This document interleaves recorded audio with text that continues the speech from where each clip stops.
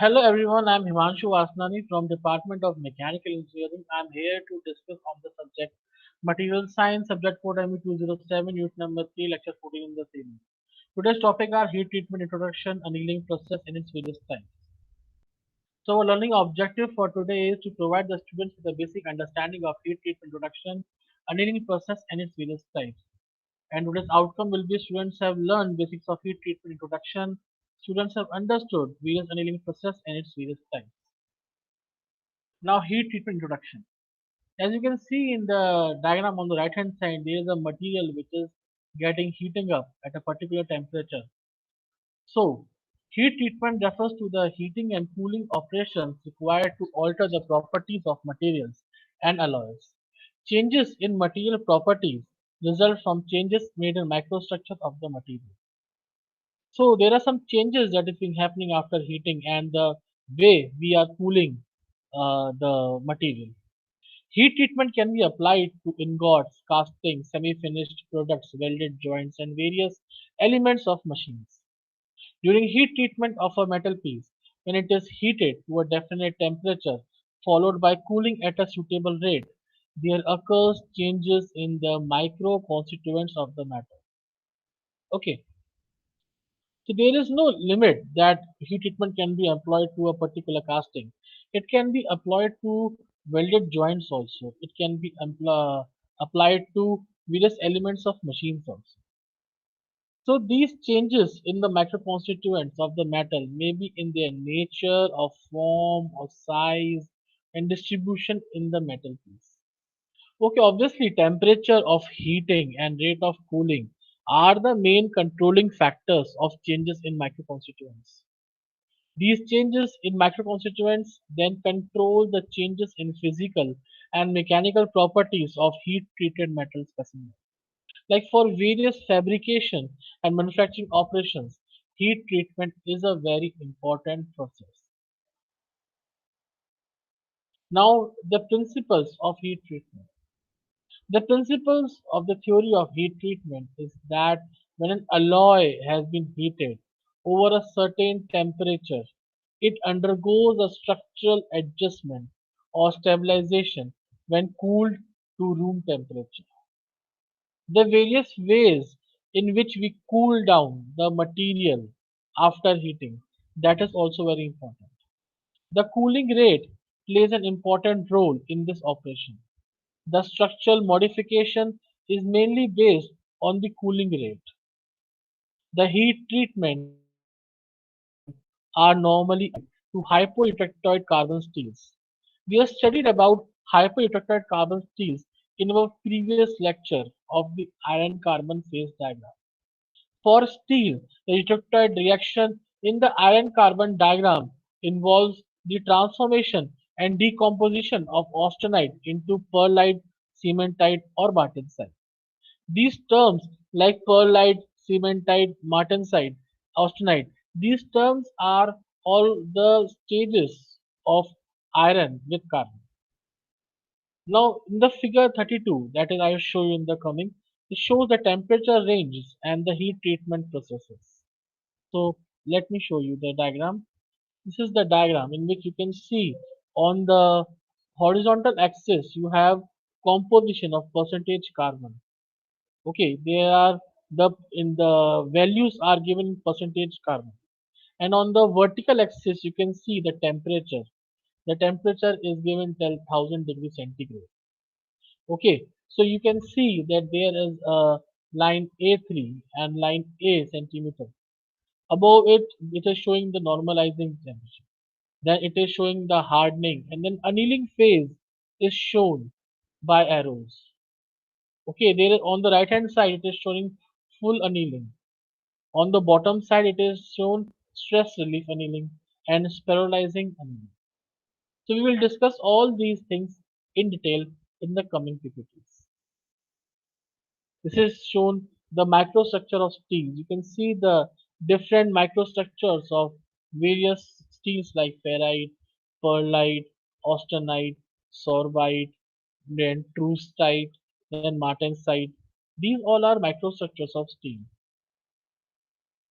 Now the figure that is shown, it shows the iron carbide phase diagram in the vicinity of the detector.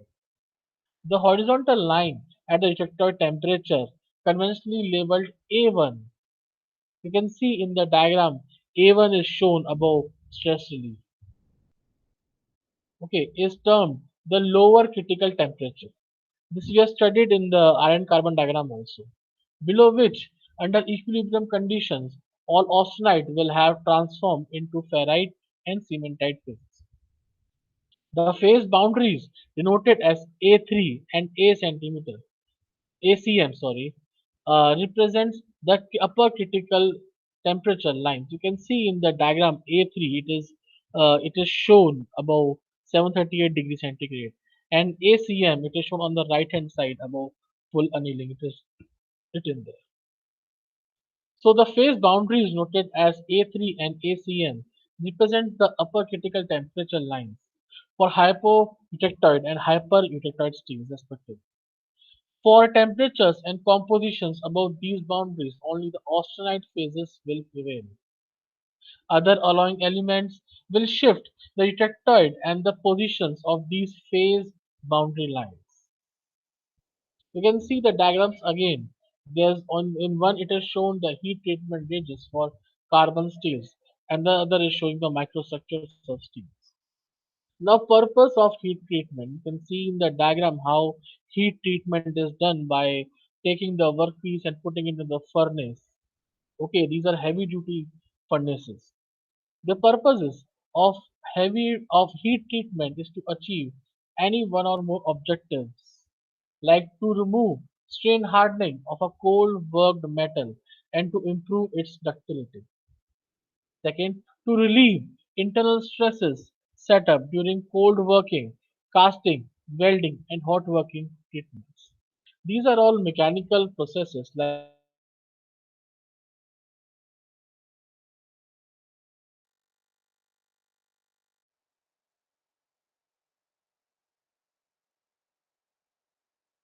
heating, cooling, heating, like cold working, you can say workpieces with the help of arc welding or gas welding. Then hot working of treatments, you are heating a workpiece or the material at a particular temperature and then working on it. Then to remove gases from castings, to soften a metal to improve its machinability and to increase the resistance to wear, heat and corrosion. So these are something like in the casting, when you do casting, some gases are trapped by due to some, you can say, due to some uh, trapped gases inside the, you can say, casting. So to remove that gases, then to soften a material to improve its machinability, that is also important. Now the fourth point, to improve the cutting ability, that is hardness of a steel tool, to improve grain structure after hot working a metal, and to remove effects of previously performed heat treatment operations. To improve magnetization property, especially of steels for providing permanent magnets, for producing permanent magnets.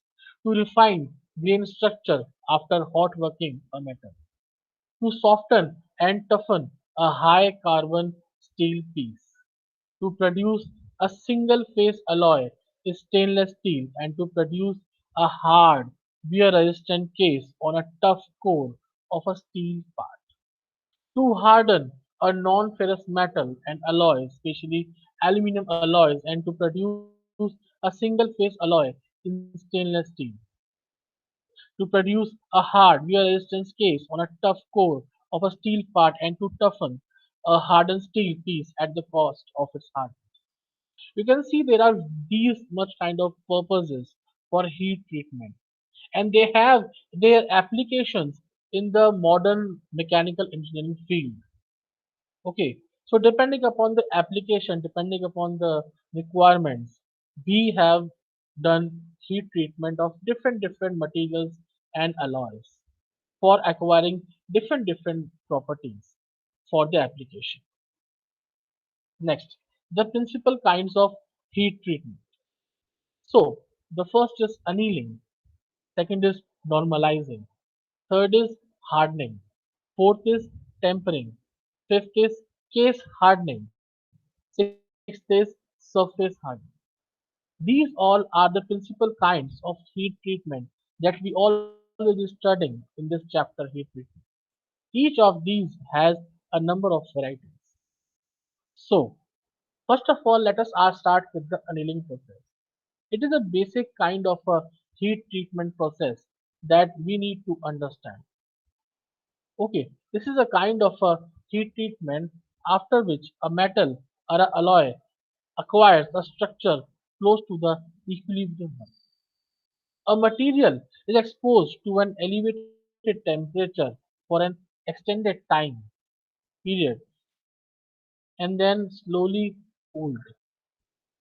So normally annealing is carried out to relieve stresses, to increase softness, ductility and toughness, to produce a specific microstructure. You can see the diagram on the right hand side where it is shown that how the recovery, recreation and grain growth takes place and its various microstructure forms.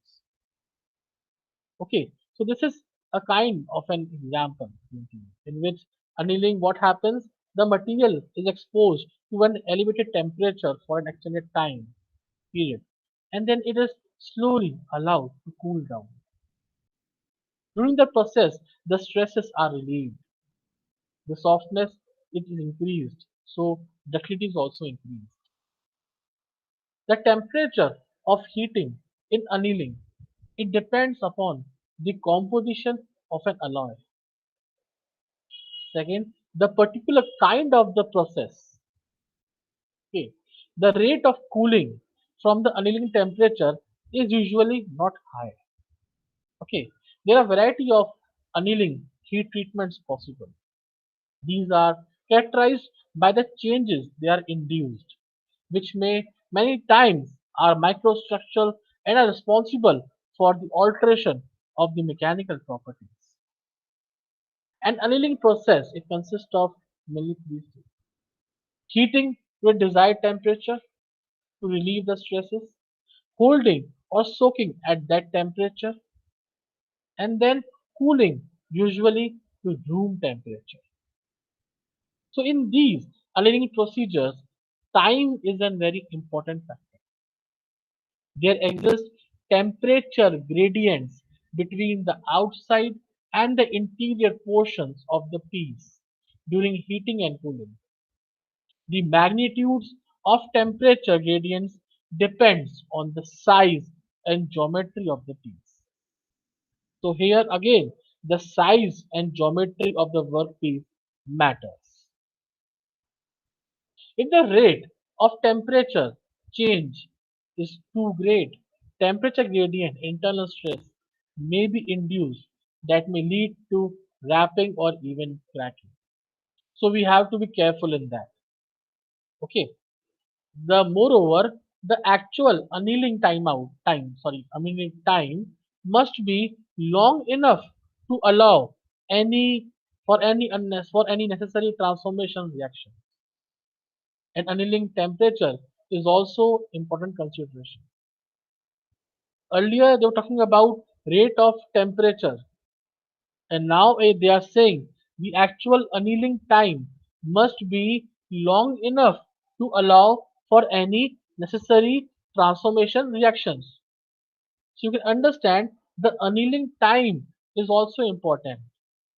Okay, it should be such that any necessary transformation reaction may take place.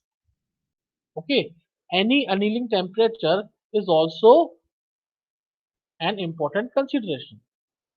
Since diffusional processes are normally involved and therefore annealing may be accelerated by increasing the temperature. The various types of annealing operations are full annealing, process annealing, spheroidized annealing, and diffusion annealing. We will discuss all these in detail in the coming slides. First of all, full annealing.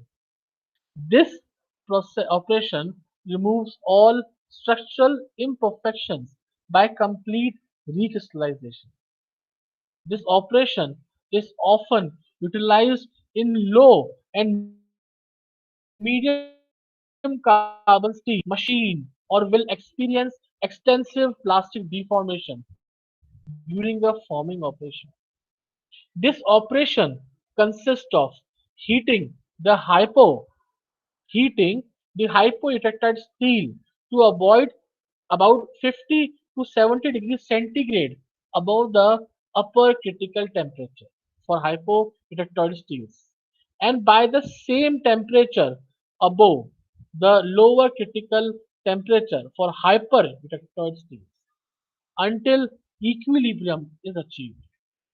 This ensures that the metal is heated thoroughly and phase transformation has taken place throughout the whole volume.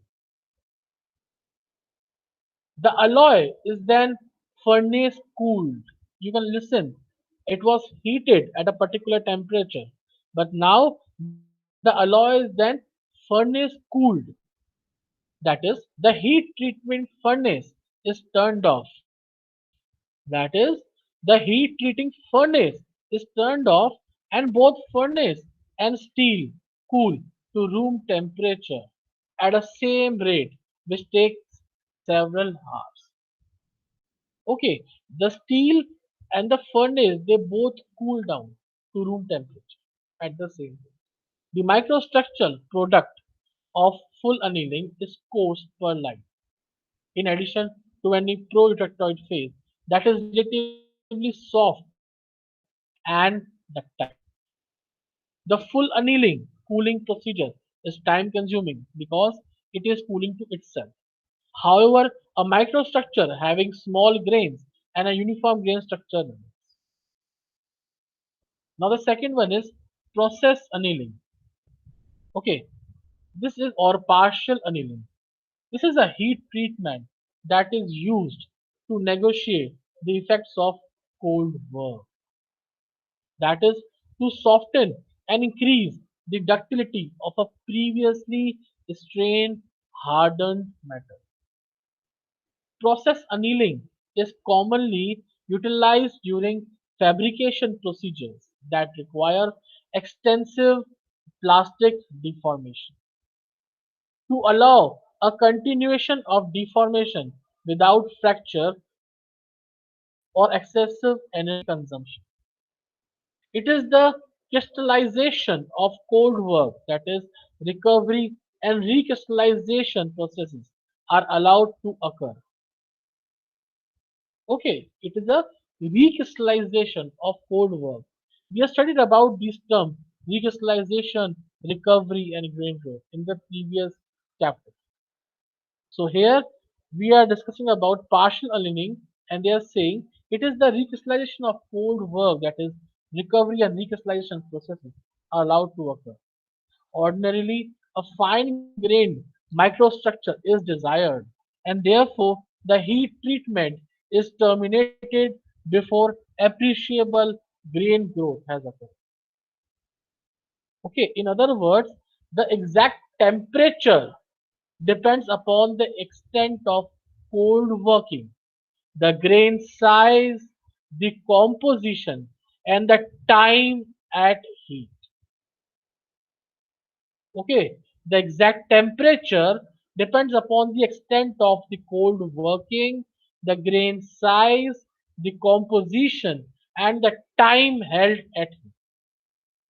Surface oxidation or scaling may be prevented or minimized by annealing at relatively low temperature, but above the recrystallization temperature or in a non-oxidizing atmosphere. Process annealing is very useful in mild steel. Now comes the application. This process annealing is very useful in mild steels and low carbon steels. We discussed about low carbon steels earlier also. Okay, this is just a diagram showing process annealing that on the horizontal axis it is showing the time, and on the vertical axis it is showing the temperature. It is from the diagram, it is seen that you are heating the workpiece to a particular temperature and then holding it there for a particular time, shown as holding time. Okay. So this is just a diagram showing process annealing. Okay, now comes the subcritical annealing. The process annealing or subcritical annealing, which is done on cold work or low carbon steel sheet, wire or tubing to relieve internal interstresses or to soften the material. The process that is followed for subcritical annealing is shown and a steel is heated to 550 or 650 degrees centigrade, which is just below the lower critical temperature on iron carbon diagram for for steel. We have studied about this iron carbon diagram previously also in the lectures. Now stresses throughout the metal are relieved and recrystallization causes new grains to form and grow. Changes taking place during process annealing are shown in the figure. You can see in the figure how the increase in ductility or decrease in hardness it is shown. You can see there is a cold work. You can see it is written that elongated ferrite, then it is written elongated pearlite. Okay, it is annealed at 550 degree to 650 degree centigrade. So these are some, you can say, changes that are shown for low carbon steel in this subcritical. Okay, now the stresses throughout the metal are relieved and recrystallization causes new grains to form and grow. Changes taking place during annealing, these are shown. So heating period is followed by slow cooling. Okay, we know that in annealing, normally when we heat up, then we go for the cooling process. But here we go for slow cooling. So prolonged heating causes the cementite in the perlite to ball up or spheroidize. Ferrite gain growth also occurs. It is shown in the diagram also. Obviously, annealing time and temperature control is very essential for proper process annealing. See, this annealing time and temperature control, it is also important because we have studied these two terms regularly in the previous slides also. So these annealing time and temperature control, these are very important process parameters that we should obviously take care of. Now, patterning. It is mainly applied to medium to high carbon steels prior to drawing of wire or between drafts. Why we do this? This mainly increases ductility for wire drawing. This mainly increases ductility for wire drawing. Okay, so in this way, this process is helpful for medium to high carbon steel. Okay, and this helps to increase the ductility. Now the process is as follows: heating to a temperature above the transformation range, and then cooling to a temperature below that range in air or in a bath of molten lead or salt maintained at a temperature appropriate to the carbon content of the steel. Okay, depending on the appropriate to the carbon content of the steel and the properties required of the finished product. Okay, so here it is taking all the points in consideration. Okay, then stress relief annealing. This is also one of the important type of annealing. Now in this what happens? The internal residual stresses, as the name says, stress relief. So now we're discussing about stress. Internal residual stress may develop in a metal piece due to plastic deformation process such as matching and grinding. Although here the cold working is not discussed, but somewhat these internal stresses may develop due to cold working also. So here plastic deformation processes such as matching and grinding. Second is non-uniform cooling of a piece that was processed or fabricated at an elevated temperature, such as weld or a casting. Okay, what happens in a weld? We try to join two workpieces with the help of either arc welding or gas welding. Okay, so during the process, if there is non-uniform cooling of a piece of a workpiece that was processed or you can say fabricated at an elevated temperature, such as at a weld, or you can in the casting also if there is non-uniform cooling, then also it may lead to some development of internal residual stress. The third point is a phase transformation that is induced upon cooling, wherein parent and product phases have different densities. So these are the reasons that may lead to develop in metal pieces some internal stress. So distortion and warpage may result in case if residual stresses are not removed. So they can be eliminated by this process in which the piece is heated to the recommended temperature, held there long enough to attain a uniform temperature, and then finally cooled to room temperature in air.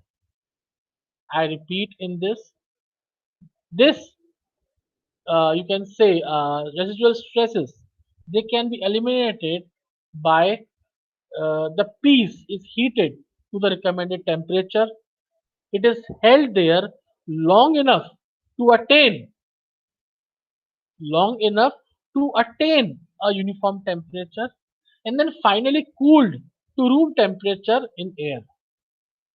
We may note that the annealing temperature is ordinarily a relatively low, one such that effects resulting from cold working, one such that effects resulting from cold working and other heat treatments are not affected. Castings, forgings, and weldments and other workpieces may have residual stresses. So in this process, workpieces are first heated to about their recrystallization temperature and then are cooled down slowly. Like process annealing, this stress relief may also be performed on any metal. Okay, you can perform it on any metal. So this is a slight working of stress relief annealing. Now double annealing. Okay, this is also a kind of annealing. It is quite useful for steel castings. See, every one annealing was there that was used for low carbon steels, then came for medium and high carbon steels. So now they are the application is coming out. Double annealing. It is quite useful for steel casting. It removes the strains. It coalesces the sulfide film which embrittle the steel in the ferrite and produces homogeneity by rapid diffusion. By rapid diffusion. The steel is ultimately obtained with refined grains. Okay, the steel is ultimately obtained with refined grains and soft condition. In this process, steel is heated to a temperature considerably over the A3 point, that is the above critical range for a time period. Because in this, the steel is ultimately obtained with refined grains and soft condition. Okay, so here what they do, they heat the steel to a temperature considerably over the A3 point that we shown in the diagram. That is above the critical range of our time period. Then rapid cooling is performed to a temperature below the lower critical temperature. Now immediately reheating is done to a point just over the upper critical temperature for a time period. For a time period. Finally, slow cooling is allowed to room temperature. This is a slight overview of double annealing. Then spherodizing annealing. This is also a kind of annealing. Okay. Now comes its application. Its application is much higher than that. Spheroidizing annealing process is for high carbon and alloy steels in order to improve their machinability. I repeat, spheroidizing annealing process is for high carbon and alloy steel in order to improve their machinability. In spheroidizing annealing, the steel is heated to a temperature below A1 temperature, kept at the temperature for some time, followed by slow cooling. The holding time varies from 15 to 25 hours. Now they are defined that time also. That holding time varies from 15 to 25 hours. It is mainly used for electrolyte steel and hyper-electric steel such as carbon tool steel, alloy tool steel, bearing steel, etc. To understand the high carbon steel, their application is coming out like carbon tool steel, alloy tool steel, bearing steel. Okay, so spheroidizing annealing has its application. It is used to improve the machinability. This process improves the internal structure of the steel. Okay, so this is very important annealing process. This can be done by two methods. Okay, now we'll discuss the two methods. The material is heated just below the lower critical temperature, about 700 degrees centigrade. Okay, the material is heated. The material that we have taken is heated just below the lower critical temperature, about 700 degrees, and the temperature is maintained. The temperature that we have heated is maintained for hours and then cooled, allowed to cool down. Understood? The material is heated just below the lower critical temperature, about 700 degrees and about 700 degrees, and the temperature is maintained for hours and then allowed to cool down. Then they allowed to cool down. Now heating and cooling the material alternatively between the temperatures just above and below the lower critical temperature. Okay. Now the purpose of spheroidizing annealing. The main aim of spheroidizing annealing is to improve the machinability of steel. That is why it is used in high carbon steels. Okay, that is why it has applications in high carbon and alloy steels. Okay, then this process now why it is done to improve the machinability of steel. That is the main aim of this annealing, to improve the machinability of steel. This process reduces hardness, uniform structure, and prepare the material for quenching. This quenching process we will discuss later. Mainly, you can understand that by quenching means to heat the material to a particular temperature and then allow it to soak down in a liquid.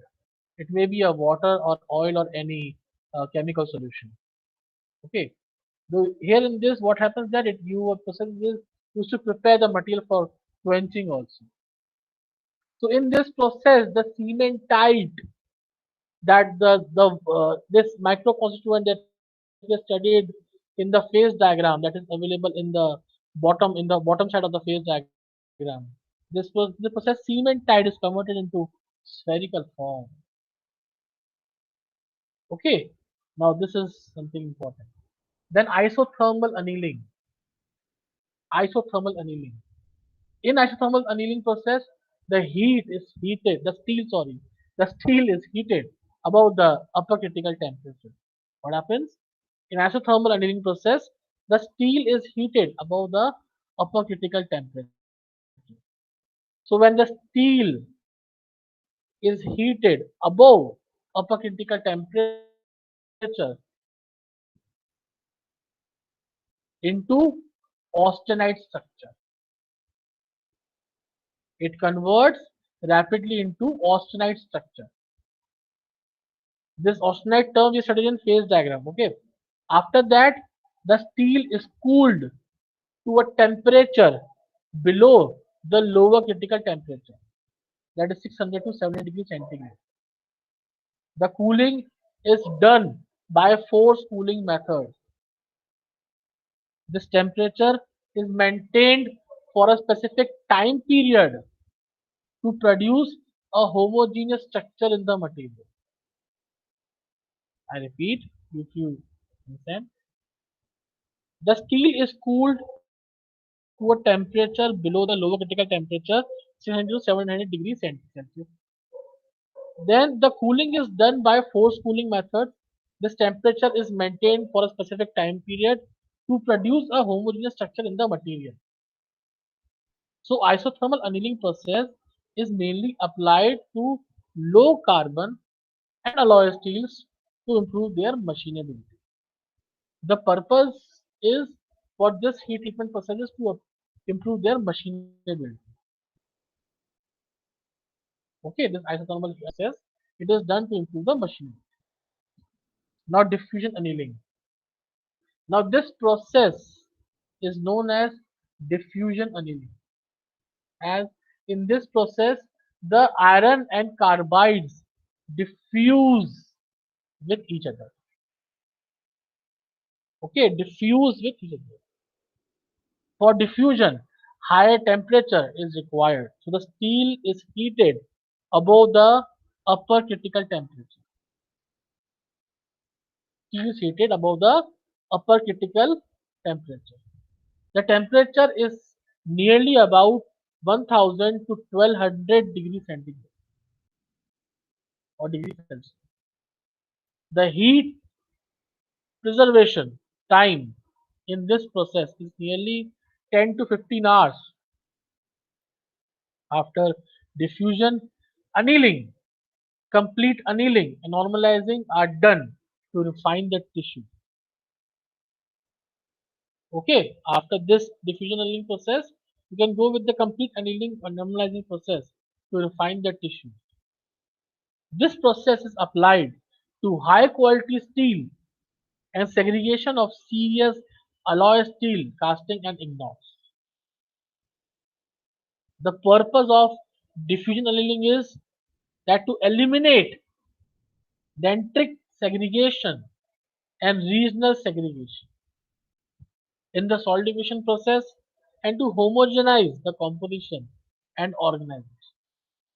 This diffusion annealing has its own application in high quality steel and in segregation of serious alloy steels, castings and ignores. Now incomplete annealing. This is also a kind of annealing that has happened. In this incomplete annealing process, the steel is heated to about upper critical temperature. The heat treatment process is obtained by slow cooling after thermal insulation. Okay, now the purpose of incomplete annealing. This process is mainly used to obtain spherical pearlite tissues for the hyperretractile steel to eliminate to eliminate the internal stress, reduce the hardness, and improve the machinability. Okay, the purpose is to eliminate the internal stress, reduce the hardness, and improve the machinability. So, incomplete annealing also has their applications. Okay, they are mainly used to obtain spherical pearlite tissues for the hyperprotective steel. Okay, to eliminate the internal stress, reduce the hardness, and improve the machinability. So the applications are really good. Okay, eliminate the internal stress, reduce the hardness, and improve the machinability. The advantages of annealing. Okay, the main advantage of annealing are in how the process improves the workability of a material, how it increases the toughness. So the main advantages of annealing are in how the process improves the workability of a material, increasing toughness. reducing hardness, and increasing the ductility and machinability of a metal. So it has a certain effect. The heating and cooling process also reduces the brittleness of metals while enhancing their magnetic properties and electrical conductivity. Disadvantages of annealing. The main drawback with annealing is that it can be a time consuming procedure depending on which material are being annealed, because the cooling down process will take time. So the main drawback with annealing is that it can be time consuming procedure. Okay, it will consume time. So it is a time consuming procedure. Materials with high temperature requirements can take a long time to cool sufficiently, especially if they are being left to cool naturally inside an annealing furnace. Okay, they are materials which are having high temperature. They will take comparatively long time to cool. Obviously, because the temperature is very high, so cooling down will take time. So they will take a long time to cool. Okay, now the MCQs. So we are done with the applications. No. Advantage, disadvantage, and all. Now with the MCQ. So which of the following has the maximum hardness? I've discussed about these all four macro constituents in the lectures and now in the lecture also. Is it austenite? Is it pearlite? Is it spruceite? Or it is martensite? The answer is martensite. As compared to austenite, pearlite, and spruceite, martensite has the maximum hardness. Now, is martensite magnetic and is made of a needle-like fibrous mass and contains carbon up to 2% and extremely hard and brittle? It is true. Now, what is the main purpose of heat treatment of steel? Is it to change the chemical composition, or it is to change the mechanical properties or modify them, or to change the corrosion properties, or to change surface finish? Well, this uh, purpose is also very, you can say, you can understand very deeply. Can you change the chemical composition? Is it possible or not? You can't change the chemical composition. Corrosion properties will improve, but it will take time. So the main purpose of heat treatment of steels is to change the mechanical properties. Surface finish may improve upon machining. Okay, but here you have to change the mechanical properties. You have to improve the mechanical properties. So alloy contains 0.06 to 2% of carbon are considered as. This you all might be knowing because we have discussed this sentence many times in our lectures also. It is called as steel. The alloys containing 0.06 to 2% weight carbon are considered as steel. Above that, 2% to 6.67%, they are called as cast iron. Okay. Hard alloys and tool steel are made easily machinable by following which heat treatment process? I know you not have discussed about case carburizing, tempering, annealing or not. But annealing we have discussed and we know that it is done to improve the machinability. So by the annealing process, these hard alloys and tool steels are made easily machinable. By the annealing process, by using the annealing process, the hard alloys and tool steels are made easily machinable. Now cast iron contains carbon equal to 2%, less than 0.8%, less than 2% or more than 2%? This question is same that how much percentage of carbon does cast iron have? It is done the other way around. That is it the contains cast iron contains carbon equal to 2 or less than 0.8% or less than 2% or more than 2%? Well, the answer is it is more than 2%. Okay. The ferrite is very soft and highly magnetic and does not harden when cooled rapidly. So this is true. We have discussed this in during our lecture also. The toughness of a material means, is it mean strength? Is it machinability? Is it stress relieving? Or is it toughness? Is it softness? What do you think about the toughness of a material? What do you think?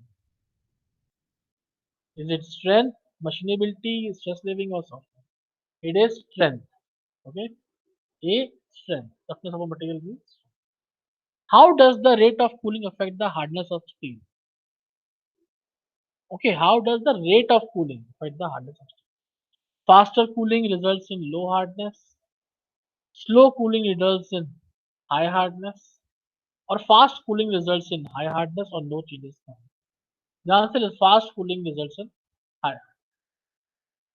Okay. Now it is defined as a measure or ease with which the hardness is achieved. That it is the ability of a metal to resist abrasion, indentation, and scratching. What do you call it? We call it as hardening. So for now we have discussed about annealing and its various types like full annealing, process annealing, stress relief annealing, steroidized annealing, diffusion annealing, and we have also understood that for what material we can apply a particular annealing process. Okay, we have also discussed about the basic principle behind heat treatment process. The basic process done to improve the mechanical properties of a. So, in this lecture, you will understand all these things. You have might have also understood. You might have understood all these things very easily.